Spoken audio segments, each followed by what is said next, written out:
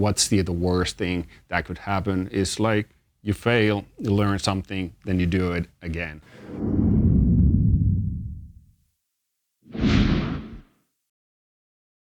Santi production. Welcome to Finding America. I'm on a 13,000-mile road trip to meet Finnish Americans and figure out why they want to be here and learn about cultural differences. You'll meet exciting Finns and hear about their journeys in America. We are leaving Austin to Roseville, New Mexico. Before we leave Austin, we came to get some big fat donuts. Big fat donuts.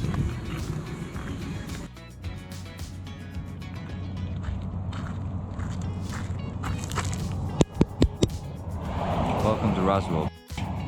After this eye-opening trip to Roswell to see some secret aliens, we headed out to New Mexico. We're in the desert, boy.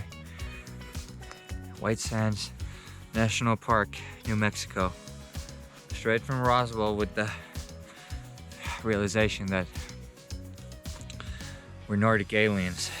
My co-pilot and myself decided to celebrate us making it to the desert by meditating. We just got a flat tire and somehow managed to get it fixed right before sundown. This has been a life-changing journey, interviewing 21 Finnish Americans who decided to build their life here in America. I really hope you've learned something from the stories I've been able to tell through these guests on this show. In this episode, we're in Irvine, California, pretty much where I started the journey. Today we're visiting Vincit. They've been rewarded as the best place to work in Finland in the Great Place to Work survey, and they've also won that award in America. For the last episode, we sit down with Ville Houttu, the CEO for Vincit. Discovered the mindset of a cycling enthusiast who's achieved a harmonious work-life balance, runs a successful company, and excels as a husband and a father.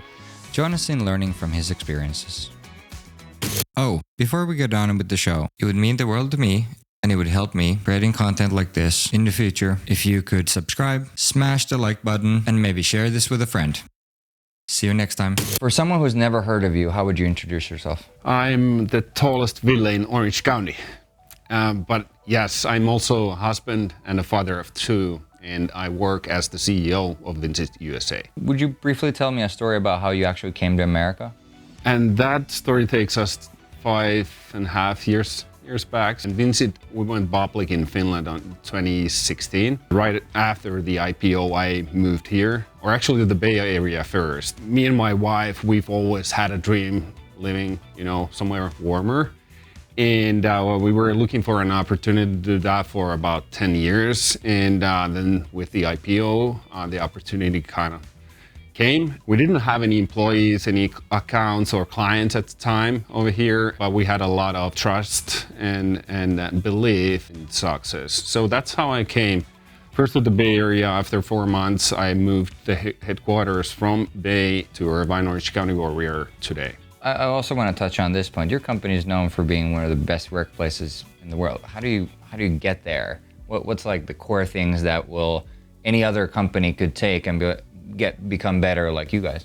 All companies, they have to do it in their own way. I think the boiling factor is it comes to trust, how much you trust your employees and how much your employees trust you. You want to create habits, some tools that enable in that trust creation. In fact, in the United States, there are, today we have 23 million managers in the workforce, so that's equals 4.7, or one manager for each 4.7 employees. So that's quite a lot. And the management, actually, they make almost 1/3 of the all compensation annually. So I think there's a lot of ways we could make it more efficient and improve the efficiency there. Because I've always had an issue with maybe a team leader who has no idea what the team members actually do and how they do their work. Right.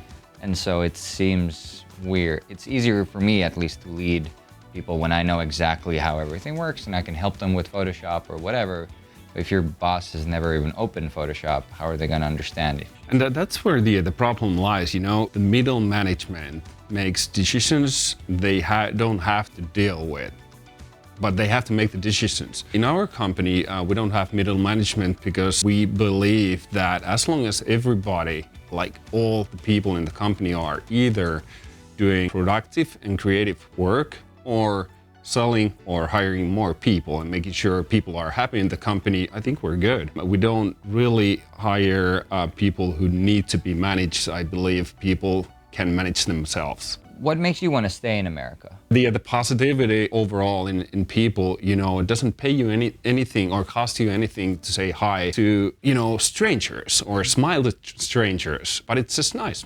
Makes you sort of pay back. Positivity creates positivity. I think I've been Californianized or just Americanized in that way, where I do enjoy the vibe here much more so than the cold, stereotypical Finnish. Of course, there's great times there and great people, but there's still a core there that isn't going I know anywhere. exactly what you mean. That's one pet peeve maybe for myself, because I have to hold myself back when anyone asks like, how are you doing? And then I'm like, I just want to answer that question. Yeah. But you're not supposed to answer that question. Yeah, it's just how you doing? How you doing? Yes, That's it. yes. How often do you go back to Finland? Once or twice a year. When you get there, is there one thing that you immediately do? For me, it's like Moomin soda, for example, and a tupla. I have a list of people I want to meet, but I have a list of things that I want to eat. It's a long list. What's number one? If I visit Tampere, it's mustamakkara, black sausage. Well, I mean, you gotta give it. It's pretty good. I'm gonna have to go to Tampere just because there's been a couple people now that already said that, and I'm like, There you go. There you go. Okay, I'm gonna try it. There's some truth in it. I've had it, but I don't remember what it tastes like, and But overall, we typically visit during the summertime, and all the fish that is there it's just awesome. So I love it in there, and I always gain like 10 pounds when I visit. You're a busy CEO. What do you do on your free time? I do a lot of outdoor activities, quite a bit of cycling, road, gravel, or mountain biking. I usually do those actually with people, with friends, and helps me to build the network and getting to know people. Because work-life balance is different for us than it is for Americans. They don't actually seem to have a concept of it even almost. And I've seen a lot of CEOs in America throughout my years here. But now I've talked to a bunch of Finnish CEOs, and everybody who is successful seems to have great balance. If they decide to go and do biking for the half of the day, they go and do it. Their work still gets done and it's not an issue. And it seems like they also eat with the family or whatever. They have a lot of content that I admire. How do you make the time? Because it's not, I don't believe people being busy. You're either organized and you make time for things, but busy to me now sounds unorganized. There could be that, but I've been busy, and the first 3 years I don't actually remember a lot because we were putting in over 12-hour days, and just to sort of make sure we are everywhere all the time. And because over here you kind of have to be known. You don't call people or you don't email people and expect them to answer. You have to be known, and creating that. Yeah, we were super busy. Yeah, I've always made sure I take the time, take care of my health, do the sporting activities, and actually a lot of my friends and also business friends do the same, so we can conduct business while doing our sports. How do you define success? If you had asked 5 years ago, because I had a goal to hit 10 million in 5 years and build it up from zero.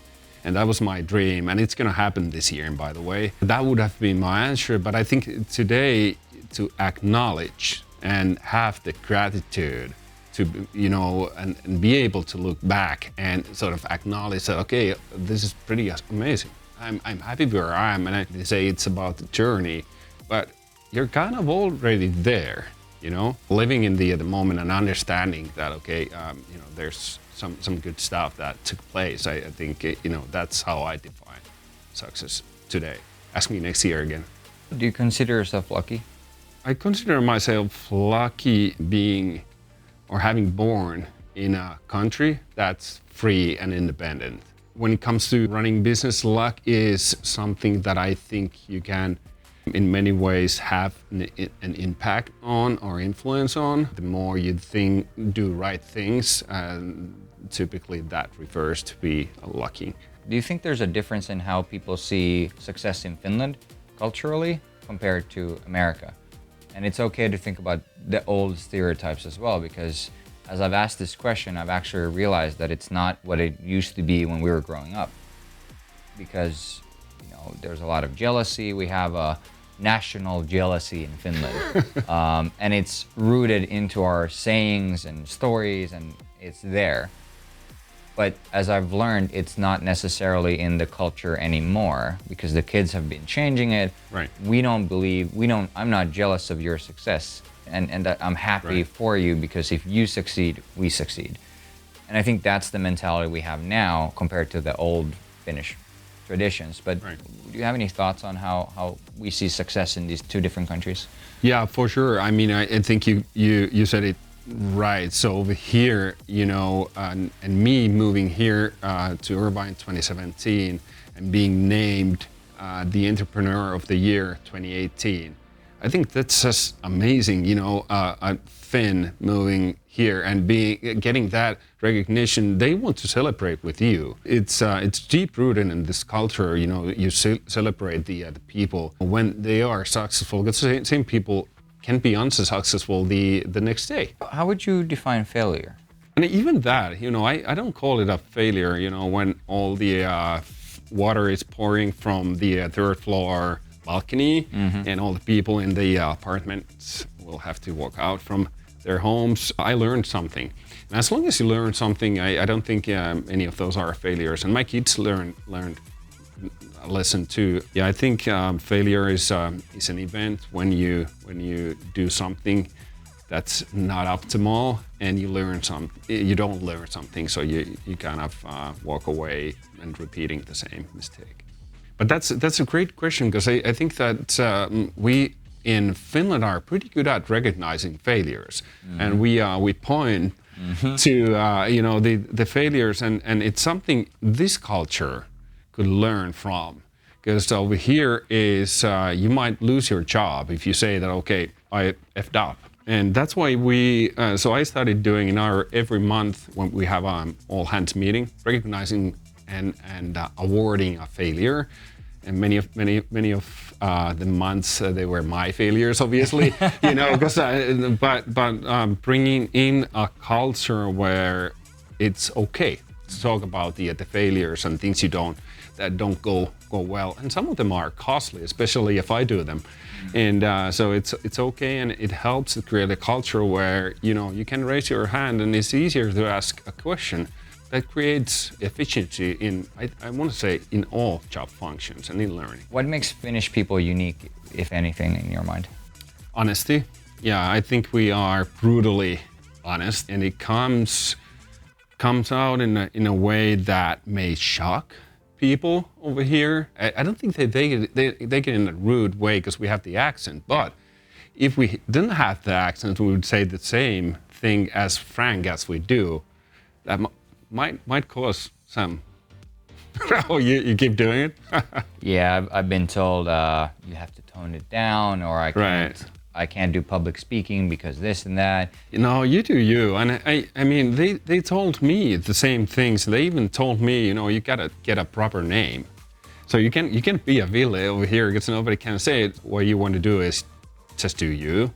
And I think it's gonna fly. People here, they appreciate the straightforward, honest approach. At least that's my experience. What does it mean to be Finnish to you? Having the roots in the north, that's a good question. I've never, but I haven't really thought about that. First thing I can think of is my hair artist, which is a barber in Finnish, calls me her Viking client. She doesn't know my name.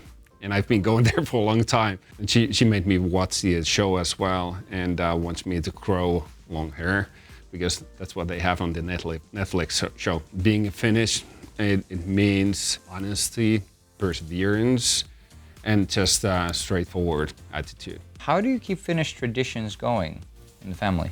Just the other day, they were asking, why does the Christmas tree have to look ugly? And I told them that that's how we do it in Finland. We bake Finnish food in not just special occasions, but makaronilaatikko. Oh my God. It's is a killer. I think it's like a casserole. Yeah, it's like a but, it's like American they have mac and cheese. So we got but macaroni this is casserole. a lot healthier. Oh, yeah. Version, but we keep in touch, obviously, with friends and family back home who all still live there. We visit regularly, at least once a year, and I'm happy to say many people also visit here. Everybody has a Starbucks name. Do you have a Starbucks name? No, I don't, and that's the and it's a true story. A consultant, internationalization consultant, told me once that you need to get an American name because with that name, you don't get along. Some people take it, some people don't. I didn't take it, and I go with Ville in Starbucks, and they say it Ville.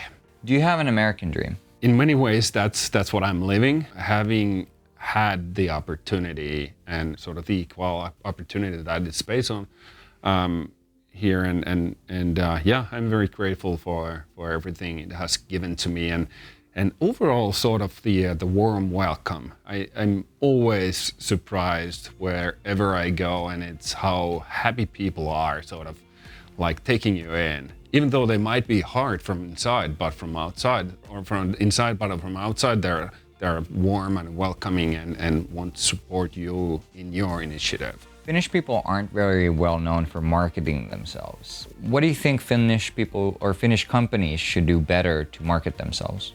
I think Finnish people do it really well. And we have to remember Finland being a country of 5.5 million people. And when you look outside the window over here, you see a county, Orange County, being 3.3 million. The next county down is 3.3 million again. And then we have LA County. Everything within an hour's drive away, we have 16 million people. Just putting it in scale that the brands and the companies we have in Finland, I think they are doing a pretty decent job making sure they are known in their industry. And overall, it comes to spending quite a bit of dollars to make it over here. So there's not a magic pill, except being super laser focused in what you do. So for example, we can't over here in the US, we can't be a generalist, sell everything to everyone in software industry, like in many ways we do in Finland.